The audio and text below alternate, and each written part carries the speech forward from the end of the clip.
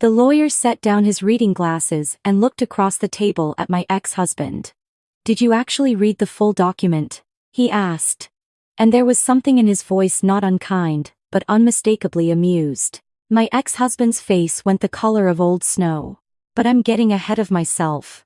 My name is Claire, and for 7 years I was married to a man who believed that potential was the same thing as achievement. His name was Daniel. We met at a gallery opening in Halifax when I was 31 and he was 34. And he had this way of talking about ideas about the novel he was writing, about the story only he could tell that made you feel like you were standing next to someone on the verge of something extraordinary. I was a high school English teacher. I spent my days trying to make teenagers care about the written word, and here was a man who seemed to care about nothing else. I thought we were made for each other. We got married in the fall, at a small ceremony in the Annapolis Valley. His mother, Margaret, flew in from Vancouver Island. She was a quiet woman with sharp gray eyes and the kind of posture that suggested she had spent decades being careful about what she let show. She hugged me at the reception and said, "You're good for him, Claire. Better than he deserves, maybe. I hope he knows that." I laughed it off the way you do when you're a bride and everything feels forgivable. The first year was fine. The second year, Daniel quit his job at the marketing firm to write full-time. He had savings, he said. Enough to give himself 18 months. And I had my salary from the school board, not enormous, but steady. Teachers in Nova Scotia didn't get rich, but we got by. The plan seemed reasonable. I believed in him. The 18 months became 2 years. The 2 years became 4. His savings ran out somewhere around the 3rd year, quietly, the way water disappears from a cracked glass. He didn't tell me directly. I figured it out when I noticed the joint account was carrying more of our expenses than it should have been. And when I checked, his contributions had stopped. "I'm close," he told me. "I can feel it. This draft is the one." I kept teaching. I marked papers on weekends. I picked up a summer tutoring contract for 2 years running. I told myself this was what partnership looked like: one person steadies the boat while the other reaches for something. What I didn't fully understand yet was that Daniel's idea of partnership was one person steadying the boat forever while he stood at the bow describing the horizon. Margaret called every few weeks. Not to ask about the novel, she rarely did, but to ask about me. How were my students this year? Had I taken any time for myself lately? She sent me a cookbook one Christmas, with a note that said she'd made the butternut squash soup on page 42 and thought of me. Small things. Consistent things. The kind of attention that doesn't announce itself. When Daniel was in what he called a productive stretch, he disappeared into his office for days. When he was in a block, he filled the house with a particular kind of sulking that I learned to move around carefully, the way you move around furniture in the dark. I stopped having friends over. It was easier not to explain. In year 5, I discovered that he had taken out a line of credit in his name against our shared home address, technically not joint. But it meant that when we eventually separated, the question of shared liability would become complicated and expensive to untangle. I found out because a piece of mail came addressed to him that he hadn't collected from the mailbox. I didn't open it, but I saw the name of the financial institution and I recognized it. And that evening I asked him directly. "It's a bridge," he said. "Until the advance comes through." "What advance?" "You don't have a publisher." "I'm in conversations. I want to be honest about something." I didn't leave that night. I didn't even fight much. I said what I needed to say, and then I got up and did the dishes, and I thought about my students, and I went to bed. I was tired in a way that had become my baseline. And somewhere underneath the exhaustion was a small, stubborn ember of something I was still calling hope. That winter, Margaret came to stay for 3 weeks while her apartment in Victoria was being renovated. She slept in our guest room and she cooked breakfast every morning without being asked.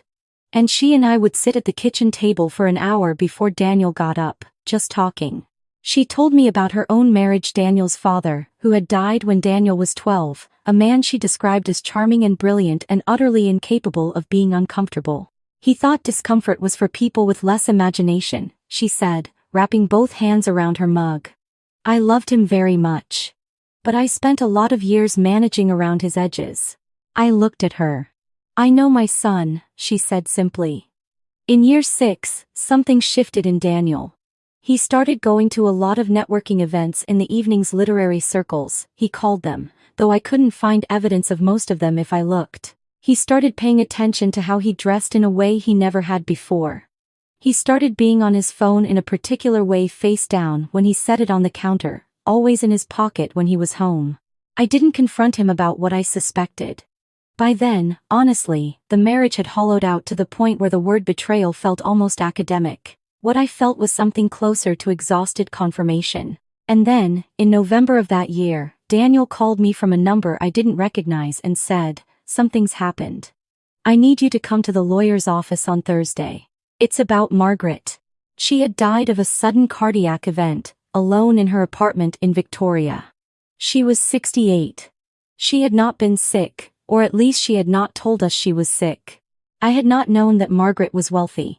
She had never seemed wealthy. She wore sensible shoes, and brought her own tea bags when she traveled and sent birthday cards with a check for $50 tucked inside. But she had inherited significantly from her own parents, invested quietly over decades, and owned her apartment outright in a neighborhood where real estate had grown considerably. Her estate, when it was all tallied, came to just over $3.8 million. I grieved her genuinely. That surprised Daniel, I think. He seemed to expect that my grief would be polite, appropriate, but brief. Instead, I cried in the shower, and I couldn't finish my lessons the day after we heard the news, and I found myself sitting in my classroom at lunch eating nothing, just thinking about the way she said my name like she meant it.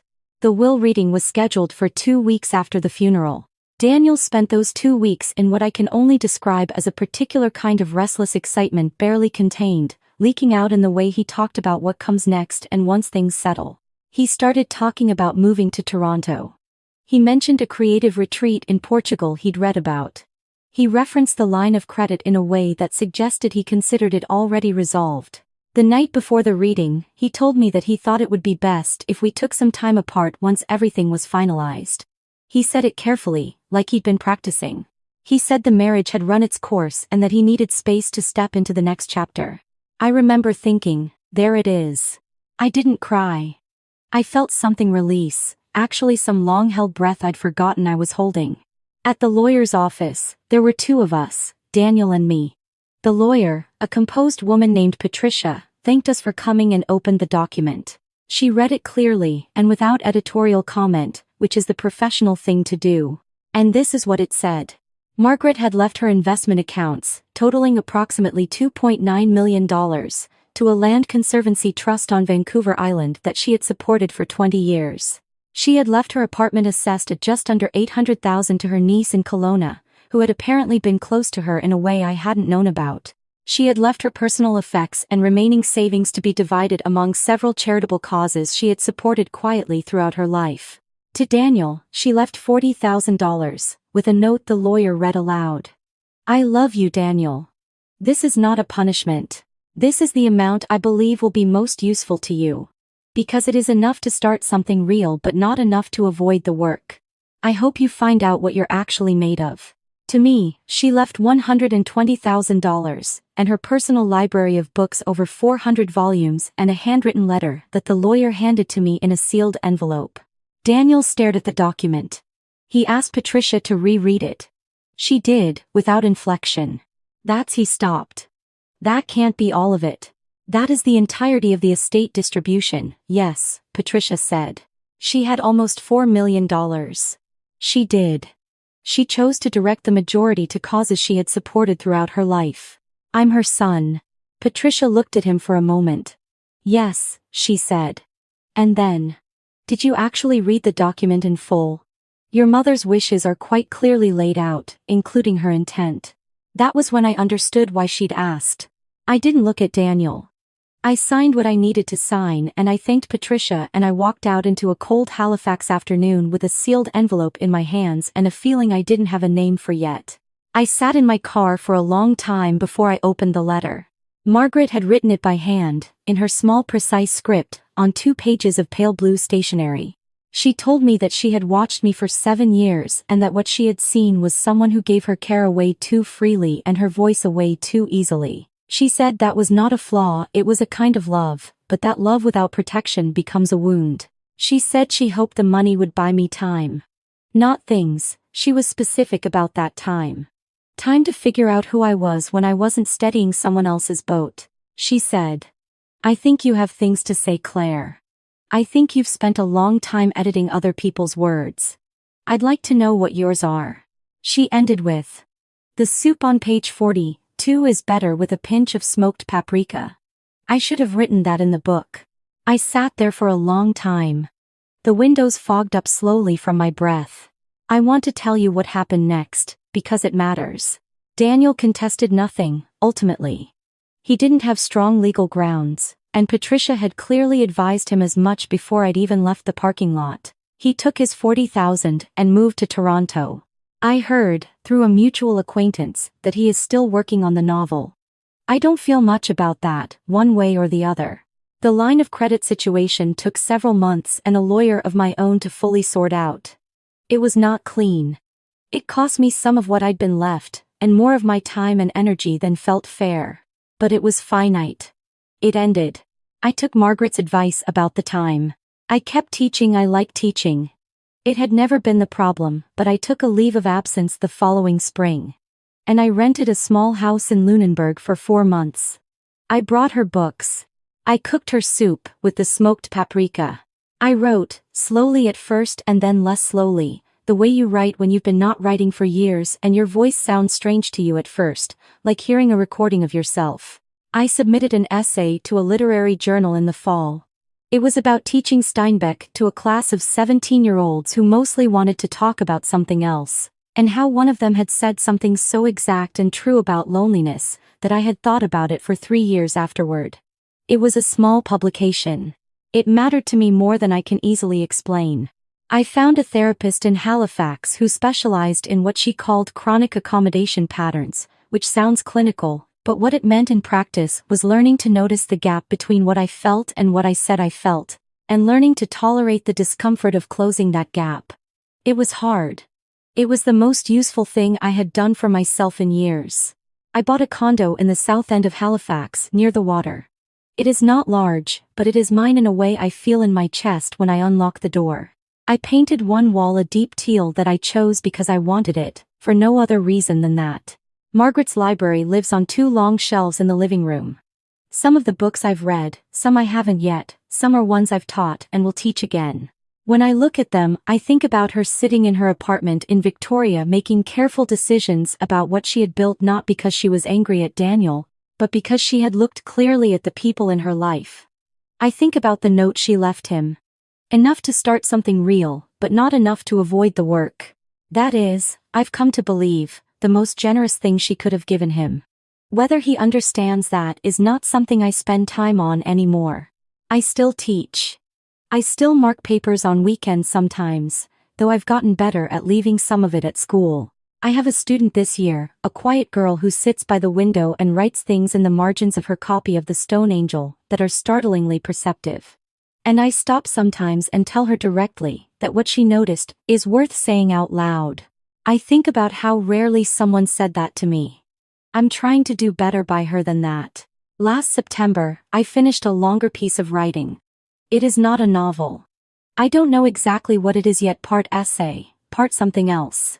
It is about marriage and money and the particular exhaustion of being the person who holds things together while someone else holds on to their dream.